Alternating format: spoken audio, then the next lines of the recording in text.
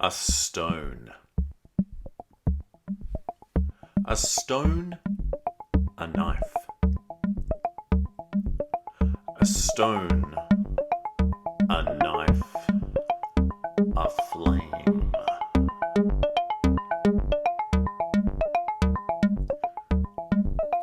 A friend is coming for tea in an hour, and I've got to clean this place up.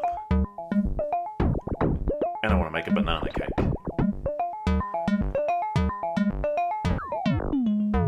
But I am a very distractible person.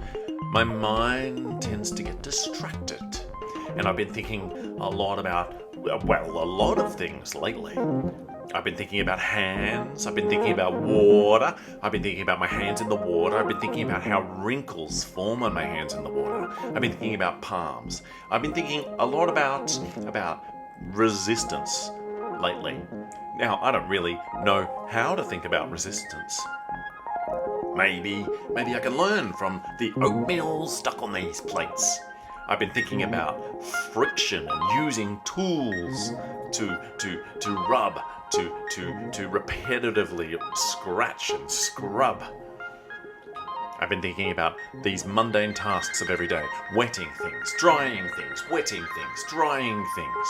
I've been placing things on rack. Cleaning things, wetting things, drying things, wetting things, drying things. Over on the windowsill is a river stone. It was left there by some old housemate. This river stone will outlive me. And perhaps it will sit on a kitchen windowsill in 500 years' time, 1,000 years' time, and they too will leave their sudsy handprint on this rock too. A handshake across time. Wow. Rocks are bubbles made in liquid. Though I think the rocks made in lava aren't smooth to begin with. They're jagged and edgy. The smooth river stones are formed by taking these jagged rocks and banging against each other. The bits that we see are the bits that resisted the longest. It makes sense that it's near the sink, because rocks are formed by liquid pushing oceans, currents. The water wears the rocks down. A rock is a plate. A rock is a grinder. A stone is a tool. A rock is a mountain which forms a border and shapes the waterways. The water cuts into mountains, and that gap is where the water rushes through, faster and faster. At the heart of the rock is where it's hardest, steadfast and stoic, but cold. And there are different rocks too, sharp but brittle. A rock is a knife for cutting through animal flesh. A stone like this feels nice in your fist. A stone like this is a way to resist.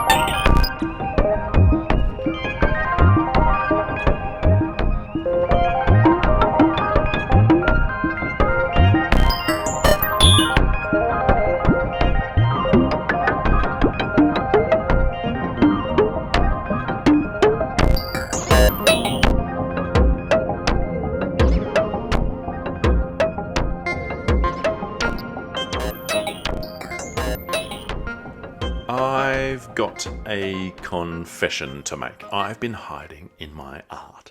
I've been avoiding making clear my political thoughts for fear of offending or saying something that I regret. But now we've all realised that being polite is part of the problem. We need to practice articulating our thoughts better to focus our anger.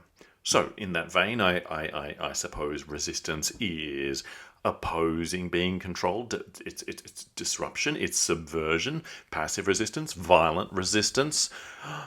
Are the tools of resistance the same as the tools of oppression? I've had two quotes in my head for a decade or two. Number one, tools form us just as we form them. Number two, the handle of a front door is the handshake of a building. It can be friendly and inviting, or intimidating, foreboding.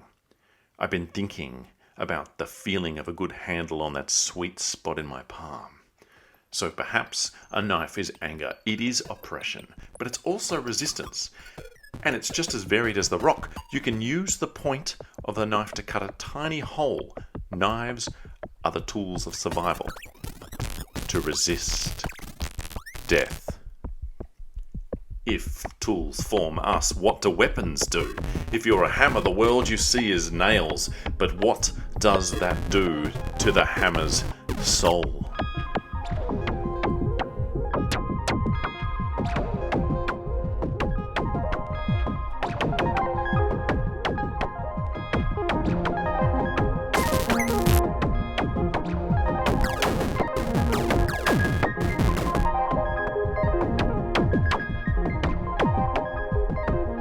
In their use of the tools of survival, the psychopaths have dehumanized themselves.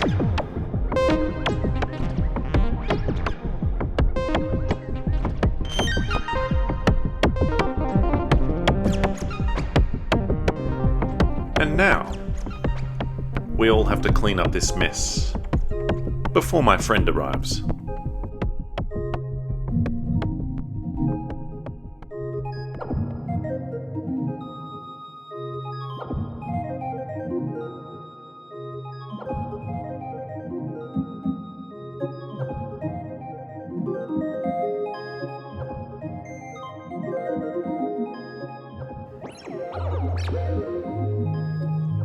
The flame captures my brain now.